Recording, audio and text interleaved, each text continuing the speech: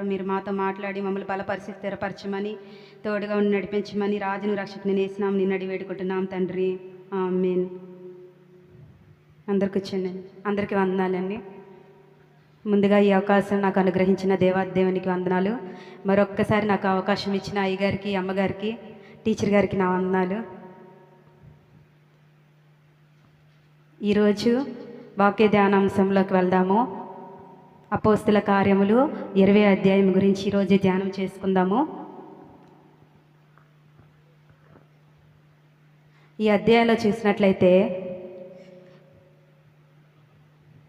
ఈ అధ్యయనంలో పౌలు గారు 3వ సువార్తిక యాత్రలు ముగించుకొని ఎఫెస్ నుంచి పౌలు మాసిదోనియా సంఘానికి వెళ్ళారు. అక్కడి నుంచి ఫిలిప్పు తిరిగి మళ్ళీ త్రోయాకి, మిలేతు ప్రాంతాలకు ప్రయాణము చేశారు. అయితే ఇక్కడ అతనికి వీడుకోలు ఇవ్వబడింది. పౌలు గ్రీసుకు వచ్చి దారిలో ఏథెన్స్ గ్రీస్ను సందర్శించాడు. ఇక్కడ ఆయనకి కొంతమంది శిష్య బృందం ఉన్నాయంట. వాళ్ళ పేర్లేవో చూసుకున్నాం. సోపత్రు, అర్తిస్తార్కు, సెకుద్దు, గాయి, తిమోతి, తుకీకు, తోఫీము వీరందరూ పౌలు పరిచర్యలో విశ్వాసులైన వారే. వీరందరూ సువార్తికులయ్యారు. గ్రీసు, మసిదోనియా సంఘాలను సందర్శించిన తర్వాత యూరోప్లోని సంఘాలను మరోసారి చూసి పరామర్శించాడు. ఇక్కడ ఆయన సువార్త ప్రకటనలో చూసినట్లయితే అనేక ప్రాంతాలు తిరిగేవాడు అని చెప్పి తెలుసుకుందాం. మళ్ళీ ఆ సంఘాలను బలపరచడానికి ఈయన లేఖనాలు కూడా ఉత్తరాల రూపంలో రాసి పంపించేవారు. ఏ విధంగా అంటే పిలిపిలికి రాసిన పత్రిక, దశలోనికి రాసిన పత్రిక అని చెప్పుకున్నాం కదా.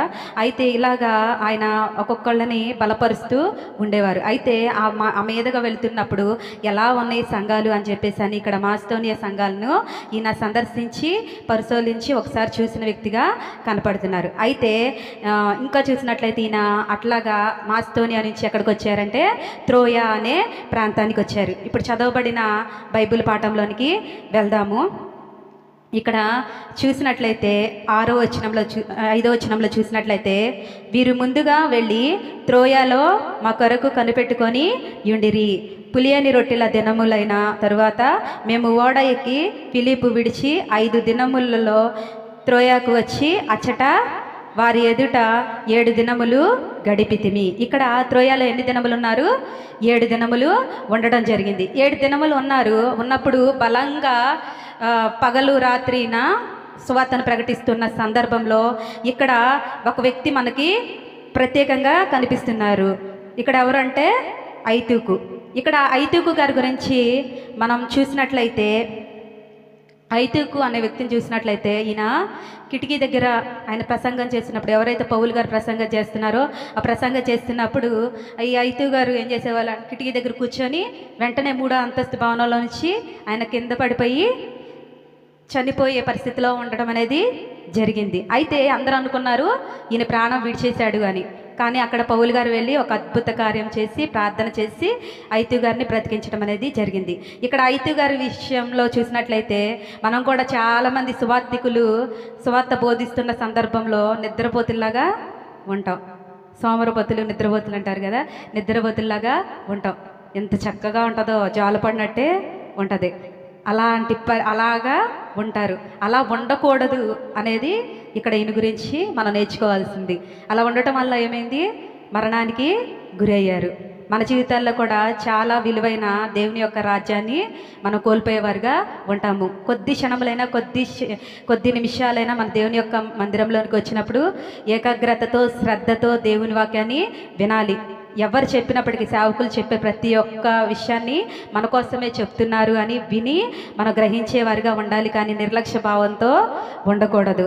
నిర్లక్ష్యంగా ఉండటం వల్ల ఇక్కడ ఐతుకు ప్రాణాన్ని కోల్పోయే పరిస్థితి వచ్చింది. ఇక్కడ పౌలు గారు అతన్ని స్వస్థపరిచిన తర్వాత ఎక్కడికి వెళ్ళారు అని చూసినట్టయితే ఈయన అక్కడి నుంచి కింద వచనాల్లో చూసినట్లయితే 15వ వచనంలో చూసినట్లయితే అచ్చటి నుండి వెళ్ళి మరునాడు కిమోసునకు ఎదురుగా వచ్చితిమి. మరునాడు సుమోన్నకు చేరి ఆ మరునాడు మిలేతునకు వచ్చితిమి. ఇక్కడ మిలేతుకు నెక్స్ట్ వెంటనే వెళ్ళినట్లుగా తెలుస్తుంది. ఒకసారి ఇక్కడ త్రోయాలో ఏం జరిగింది అని చెప్పి చూసినట్లయితే ఇక్కడ వీళ్ళు రొట్టెల పండుగని ఆదివారం రోజున ఆచరించారు. ఇక్కడ అపోస్తులకంతా ఒక ఆచారం ఏంటి అంటే వాళ్ళకు ఉన్న దాంట్లోనే కొంత సొమ్ముని పోగు చేసి ఒక ఆదివారం రోజున ఇక్కడ బల్లారాధన టైప్లో వాళ్ళు తీసుకోవడం అనేది జరుగుతూ ఉంటుంది అన్నమాట. అయితే ఇక్కడ ఎందుకు ఆదివారమే అని చెప్పి చూసినట్లయితే ఆదివారం దేవుని యొక్క పునరుద్ధానం గుర్తుగా ప్రతి ఆదివారాన్ని ఖచ్చితంగా ఆచరించాలని, ప్రతి ఆదివారాన్ని ఖచ్చితంగా దేవుణ్ణే ఆరాధించాలని, ఎటువంటి పనులు పెట్టుకోకూడదని వీళ్ళు ఒక నిర్ణయాన్ని తీసుకొని ప్రతి ఆదివారం శ్రద్ధగా దేవుణ్ణి ఆరాధించడానికి తప్ప ఏ పనులు కూడా పెట్టుకునేవారు కాదు. దేవునిలోనే ఎక్కువగా ఉండేవారు. ఇక్కడ ఆ రీతిగా ఇక్కడ ఆరాధనలు అనేవి జరిగినాయి. తర్వాత ఎక్కడికి వెళ్ళారని ఇందాక చెప్పుకున్నాము, మిలేతునకు వెళ్ళారు. ఇక్కడికి వెళ్ళిన తర్వాత ఇక్కడ పరిశుద్ధాత్మ ఆయన్ని ప్రేరేపిస్తుంది. ఇక్కడ నుంచి నువ్వు అర్జెంటుగా ఇక్కడ నుంచి వెళ్ళిపోవాలి. ఎక్కడికి వెళ్ళాలి? యెరూషలేము ప్రాంతాలకి వెళ్ళాలి అని చెప్పేసి ఇక్కడ పరిశుద్ధాత్మ గద్దింపు అనేది కనిపిస్తుంది. అయితే ఈయన అక్కడికి వెళ్ళే ముందు ఇక్కడ ఉన్నవారికి ఏమని చెప్తున్నారు అని చూసినట్లయితే 17వ వచనంలో చూసినట్లయితే అతడు మిలేతు నుండి ఎఫెసునకు వర్తమానము పంపి సంఘం పెద్దలను పిలిపించెను. వారు తన యొద్దకు వచ్చినప్పుడు వారితో ఇట్లనెను, నేను ఆసియాలో కాలు పెట్టిన దినము నుండి ఎల్లకాలము మీ మధ్య ఎలాగూ నడుచుకుంటునో మీరే ఎరుగుదురు. ఇక్కడ నేను ఎలా ఉన్నానో ప్రతిదీ మీరు ఎరిగారు. ఇక్కడ సంఘాన్ని భావుకుడిగా కనిపిస్తున్నారు. అంతేకాదు ఈయన శిష్యులు కూడా అనేక మందిని ఏర్పాటు చేయడం వల్ల వాళ్ళు సువార్త ప్రకటన పనిలో ఎప్పుడూ కూడా లీనమై దేవునికి మహిమకరంగా ఉన్నవారిగా ఉన్నారు. ఈయన యొక్క ముఖ్య ఉద్దేశం ఏమని చెప్పుకున్నాము? రక్షణ. యేసుక్రీస్తు ప్రభువారు మన కోసమే చుట్టినో ఇదంతయు మీకు తెలియను. ఎన్ని కష్టాలు పడ్డానో, ఎన్ని ఇబ్బందులు పడ్డానో దేవుని సేవ చేయటానికి, అదంతా మీరు ఎరిగిన వారే. కాబట్టి మీరు కూడా నన్ను వలె దేవుణ్ణి అనుసరించి మీరు బలంగా ఉండాలి అని చెప్పేసి ఇక్కడ వారిని బలపరుస్తున్న వ్యక్తిగా కనిపిస్తున్నారు. 22వ వచనంలో చూసినట్లయితే, ఇదిగో నేనిప్పుడు ఆత్మయందు బంధింపబడిన వాడనై యెరూషలేమునకు వెళ్ళుచున్నాను. ఇక్కడ యెరూషలేముకి వెళ్ళమని ఆత్మ ప్రేరేపణ కలుగుతుంది అని చెప్పాను కదా. అక్కడ నుంచి ఆయన ఎక్కడికి వెళ్ళారంటే యెరూషలేముకి వెళ్ళాలని నన్ను ఇలాగా ప్రేరేపిస్తుంది కాబట్టి నేను వెళుచున్నాను. అక్కడ నాకు ఏమి సంభవించినో తెలియదు కానీ బంధకములను శ్రమలను నా కొరకు కాచుకొని ఉన్నవని పరిశుద్ధాత్మ ప్రతి పట్టణంలోనూ నాకు సాక్ష్యం ఇచ్చుచున్నాడని తెలియను.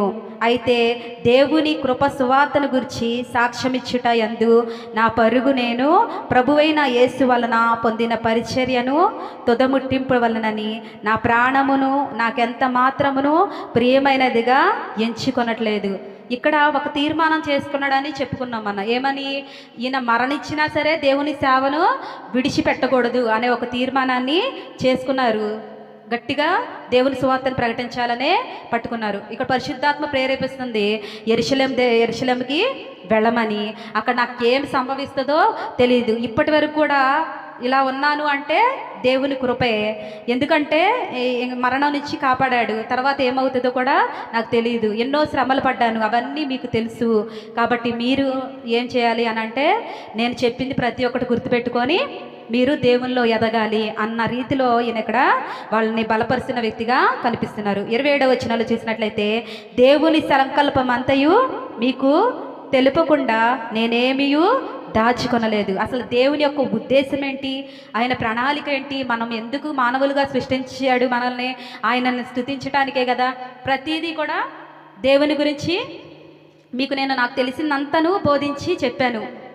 ఈయన మళ్ళీ ఎలా బోధించారంటే లేఖనాలను తీసి మరీ ఎత్తి చూపించి మరీ బోధించిన వ్యక్తిగా కనిపిస్తున్నారు. ఇలా బోధించడం అనేది జరిగింది. కాబట్టి నేనేమీ దాచుకోలేదు కదా, ఏది దాచుకోకుండా మీకు చెప్పాను కదా. అలాగే ప్రతి విశ్వాసులుగా మనం ఏం చేయాలి అనంటే దేవుని గురించి ప్రతిదీ చెప్పాలి. మన జీవితంలో ఏదైనా సాక్ష్యం ఏదన్నా జరిగింది అనంటే, ఏదన్నా జరుగుతుంది అనంటే వెంటనే మనం ఏం చేయాలి అనంటే, అమ్మ పక్కన వాళ్ళకి ఎవరికైనా కష్టం ఉన్నప్పుడు, అమ్మ ఇదిగో నా జీవితంలో దేవుడు ఇంత భయంకరమైన శోధన నుంచి నన్ను లేవనెత్తాడు, కాబట్టి ప్రార్థన చేయండి. ఒకసారి ప్రార్థన చేస్తే మీ జీవితంలో కూడా గొప్ప మేలు జరుగుద్ది అని చెప్పేసి అని బలపరచాలి.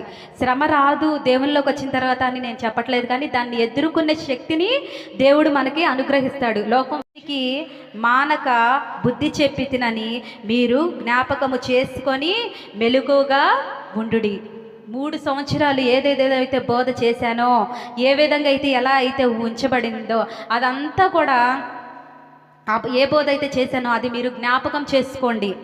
సంఘాల్లో వ్యతిరేక భావన అనేది వస్తుంది అంటే, సంఘాల్లో రెగ్యులర్గా జరిగే బోధ కాకుండా ఏదో ఇంకా కొత్త బోధ అని చెప్పేసి అని రేగుతుంది అని అంటే అది ఖచ్చితంగా అపవాది వేసే బాణమని మీరు గుర్తుపెట్టుకోండి, అబద్ధ బోధ అని మీరు గుర్తుపెట్టుకోండి అని సంఘాన్ని బలంగా ఇక్కడ హెచ్చరిస్తూ మళ్ళీ ఇంకేం చెప్తున్నాడు, నేను ఉన్నప్పుడు 3 సంవత్సరాలు రెయ్యింపగలు మీకోసం ఏ విధంగా అయితే ప్రార్థన చేశానో ప్రతిదీ గుర్తుపెట్టుకోండి. ఏది నిజమో ఏది అబద్ధమో ప్రతిదీ మీకు నేర్పించాను కదా, దాన్ని మీరు జ్ఞాపకం చేసుకొని ఆ విధంగా మీరు అనుసరించండి అని చెప్పి వీళ్ళని బలపరుస్తున్న వ్యక్తిగా ఇక్కడ కనిపిస్తున్నాడు. అంతేకాకుండా ఇక్కడ చూసినట్లయితే ఈయనలో ఉన్న గొప్ప క్వాలిటీ ఏంటి అని చూసినట్లయితే 33వ వచనంలో, ఎవని వెండినైనను బంగారమునైనను వస్త్రములనైనను నేను ఆశింపలేదు. ఈ రోజుల్లో సేవ ఎలా ఉంటుందంటే ఆశింపు ఏంటంటే, ఏదంటే ధనం ఎక్కువ ఎక్కడ ఉంటుందో అక్కడ కొత్త సంఘాలు లేపబడుతున్నాయి, కొత్త బోధకులు వస్తున్నారు, కొత్తగా సువార్తలు అనేవి ప్రకటించబడుతున్నాయి. అసలు ఆ ఇదివరకు కాలానికి ఇప్పుడు కాలానికి చూసినట్లయితే కొత్త సంఘాలు ఏర్పడుతున్నాయి, కొత్త బోధకులు ఏర్పడుతున్నారు.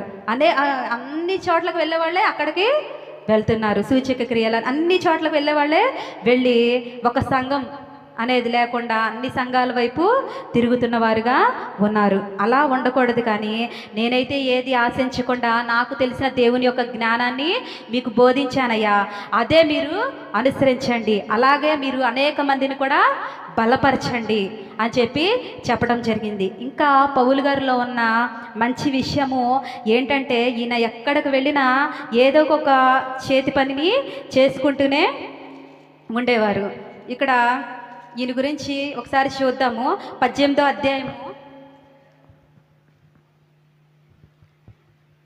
అధ్యాయము 3వ వచనంలో చూసినట్లయితే, వారు వృత్తికి డేరాలు కుట్టేవారు, పౌలు అదే వృత్తి గలవాడు గనుక వారితో కాపురముండెను, వారు కలిసి పని చేయించుండిరి. ఇక్కడ వెళ్ళిన ప్రాంతంలో ఇక్కడ ఈయన ఎక్కడికి వెళ్ళారు అంటే అకుల ప్రిస్కిల్ల వారి గృహానికి వెళ్ళారు. వాళ్ళు డేరాలు కొట్టుకునే వృత్తి కాబట్టి పౌలు గారిది కూడా అదే కాబట్టి ఆయన అక్కడ వాళ్ళకి సహకరించిన వ్యక్తిగా కనిపిస్తున్నారు. ఇక్కడ ఎక్కడ కూడా నేను ఒక సేవకుడిని కదా, సేవకురాల్ని కదా అని ఒక గర్వంగా ఫీల్ అవ్వలేదు, కానీ వాళ్ళతో పాటు కలిసి పనిచేసి ఆయన కూడా కొంత ధనాన్ని సంపాదించుకొని దాన్ని కూడా సేవకై ఉపయోగించుకున్న వ్యక్తిగా పౌలు గారు మనకి కనిపిస్తున్నారు. ఇక్కడ అదే చెప్తున్నారు. ఇక్కడ మనం 20వ అధ్యాయము 33వ వచనంలో చూసినట్లయితే, ఎవరి వెండినైనను బంగారమునైనను వస్త్రములైనను నేను ఆశింపలేదు, దేవుని మీద ఆధారపడ్డాను, ఎవరిది ఆశించలేదు. మీరు కూడా ఎలా ఉండాలి అంటే అలానే ఉండాలి, దేవునిలో ఎదగాలి అని చెప్పేసి అని బలపరుస్తున్నాడు. ఎందుకు బలపరుస్తున్నారు? ఇక్కడ నుంచి వెళ్ళిపోతున్నారు కాబట్టి ఈయన ఇక్కడ బలపరుస్తున్న వారుగా కనపరుస్తున్నారు. ఇక్కడ 34వ వచనంలో చూసినట్లయితే, నా అవసరతల నిమిత్తమును నాతో ఉన్నవారి నిమిత్తమును ఈ నా చేతులు కష్టపడినవని మీకే తెలియను. ఎక్కడ కూడా సోమరిగా అయితే లేను, నేను కూడా కష్టపడి పనిచేసి ఆ సంపాదనని దేవుని సేవలో ఉపయోగించుకొని మీ ముందు నేను నిలబడి ఉన్నాను. కాబట్టి మీకు తెలుసు నేను ఎలాంటి వాడినో. మరి నేను ఎవరిని పోలి నడుచుకున్నాను? క్రీస్తుని పోలి నడుచుకున్నాను. మీరు కూడా క్రీస్తుని పోలి నడుచుకోవాలి అని చెప్పేసి ఇక్కడ బలపరుస్తున్న వ్యక్తిగా కనిపిస్తున్నారు. అంతేకాకుండా 35వ వచనంలో చూసినట్లయితే,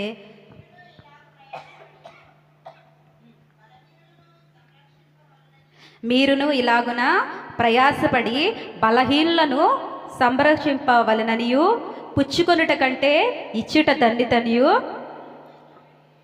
అని ప్రభువైన యేసు చెప్పిన మాటలు జ్ఞాపకము చేసుకొనవలెను, అన్ని విషయములలో మీకు మాదిరి చూపితినని చెప్పెను. నేను ఎవరిని పోలి నడుచుకున్నాను? క్రీస్తుని పోలి నడుచుకున్నాను. నాలో క్రీస్తు తత్వం అనేది మీరు చూశారు. కాబట్టి మీరు ఎలా ఉండాలి అని అంటే, పుచ్చుకొనుట కంటే ఇచ్చుట ధన్యత అని గ్రహించి ఎప్పుడు దేవునికి ఇచ్చే విషయంలో వెనకడుగు వేసేవారుగా మనం ఉండకూడదని చెప్పేసి అని ఇక్కడ ఎక్కువగా బలపరుస్తున్న వ్యక్తిగా ఇక్కడ కనపడుతున్నాడు. వెళ్ళిపోయే ముందు సంఘాన్ని బలపరిచిన వ్యక్తిగా ఇక్కడ పౌలు గారు కనిపిస్తున్నారు. అంతేకాకుండా ఈయన ఇంకా ఏం చేస్తున్నారంటే 36వ వచనంలో, అతడిలాగు చెప్పి మోకాళ్ళుని వారందరితో ప్రార్థన చేశాను. అందరు కలిసి ప్రార్థన చేసుకున్నారట. ప్రార్థన చేసుకున్న తర్వాత ఆ ప్రార్థన ఏ విధంగా చేశారంటే, సంఘం బలపడటానికి, సంఘం స్థిరపడటానికి ఆయన చేసి అక్కడ నుంచి ఆయన వెళ్ళిన వ్యక్తిగా కనిపిస్తున్నారు. 37వ వచనంలో చూసినట్లయితే, అప్పుడు వారందరూ చాలా ఏడ్చిరి, మీరు ఇక మీదట నా ముఖము చూడరని అతడు చెప్పిన మాటలకు విశేషంగా దుఃఖించు. ఇక్కడ మనం చూసినట్లయితే అందరూ, అక్కడ ఉన్న వారందరూ కూడా చాలా